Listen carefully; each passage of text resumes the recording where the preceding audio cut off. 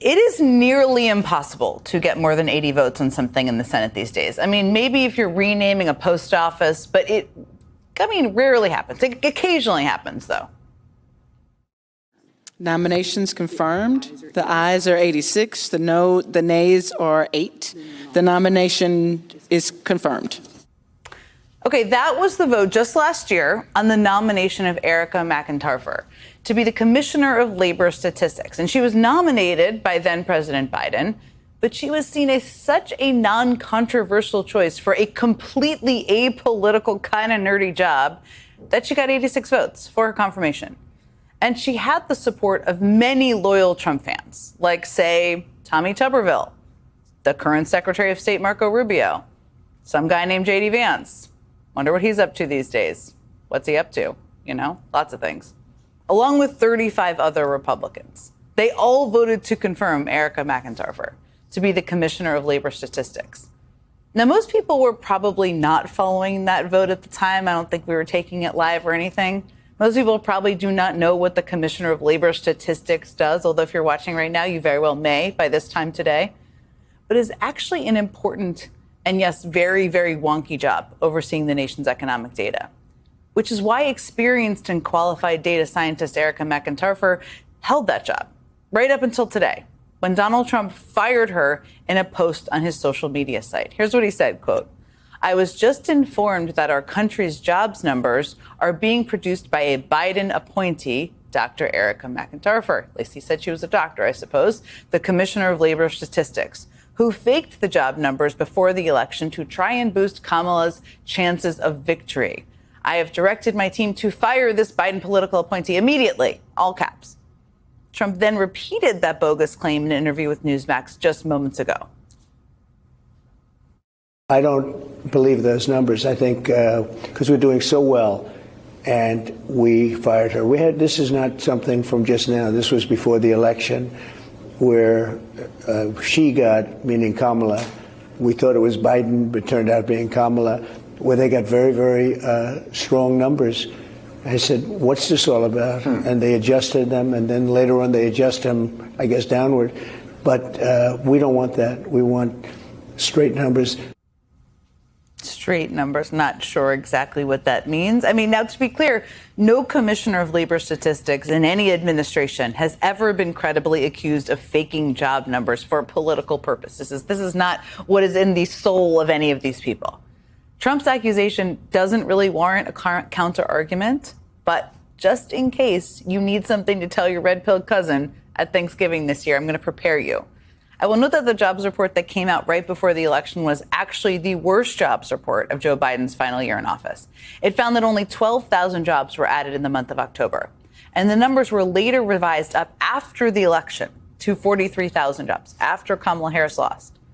Now, by contrast, the jobs report that came out today showed the country added 73,000 jobs, which is not good, but actually better than the numbers Trump says were rigged to make Kamala Harris look good. So that argument makes literally no mathematical sense. But maybe Trump is actually mad that today's jobs report also suggests there are even bigger problems facing our economy. Because in addition to this month's weak jobs growth, the Bureau of Labor Statistics also revised down the previous 2 months of job growth to just 14,000 jobs added in June and just 19,000 added in May. And that's a total of 258,000 fewer jobs than were originally reported. That kind of 3-month streak does suggest that Trump's disastrous economic policies are definitely taking their toll on the economy. And yet when the day began, it looked like the Trump administration was going to handle this bad news the way it deals with pretty much any bad news. Just lie about it with the help of some right-wing media allies helping you out.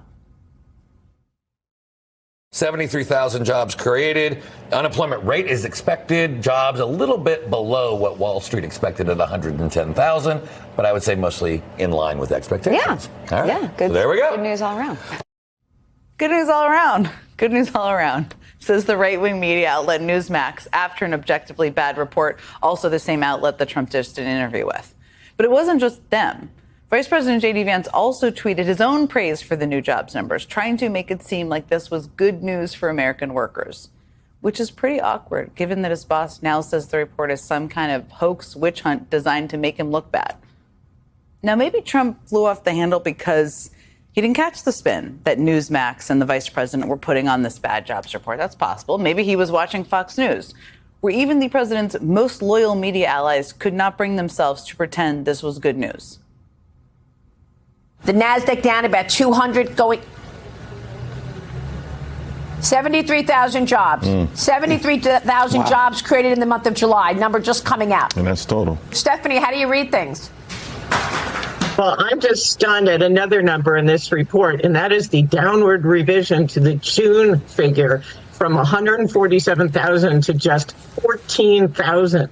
So looking over the last 3 months, we've got 73,000 in July, 14,000 in June, and 19,000 in May. Those are incredibly weak headline numbers, and that's the total, not just private jobs. Steve Moore, your reaction.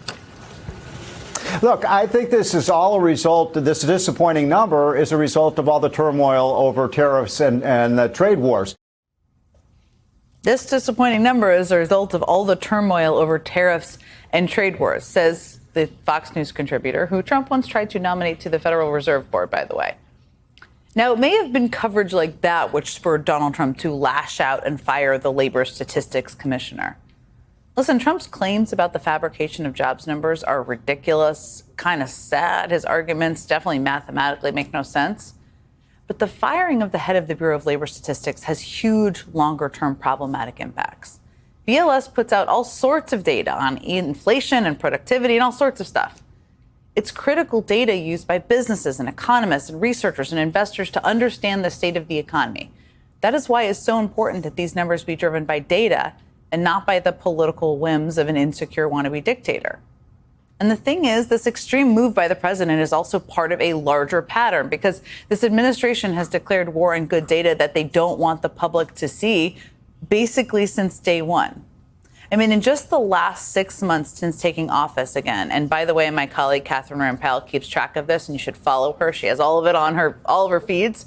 But just the last 6 months, he deleted the Justice Department's database that tracks police misconduct, deleted climate change data used by American farmers who had to sue the Trump administration to get some of it back, deleted a database that tracks the mass abduction of Ukrainian children, banned the National Cancer Institute from publishing information on vaccines, fluoride, autism, and even peanut allergies without getting special approval from the administration.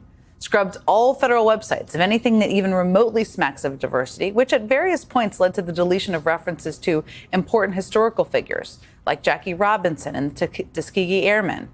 He's laid off the team that collects federal data on drug use in America. He's eliminated the federal. So what can I say? Donald Trump woke up this morning, drank his coffee, and probably said, "Which should I fire today?" And there you go. He fired Erica McIntyre, the Commissioner of Labor Statistics, one of the country's most fundamental economic data sources from Twitter, or rather his own social media dumpster. Why? Because the unemployment figures didn't align with Trump's fantasy world. Remember how last year 86 senators, yes, including J.D. Vance, Marco Rubio, and even Tommy Tuberville, unanimously confirmed this woman? Well, now he's kicked her off, calling her Biden's puppet, fabricating numbers to help Kamala win votes. The data released before the election was already bad, then it was revised upward.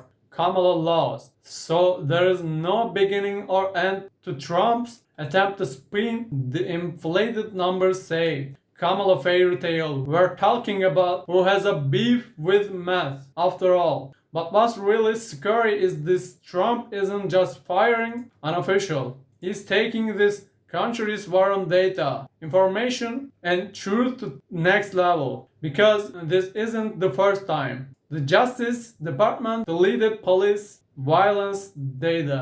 It hid agricultural data from farmers.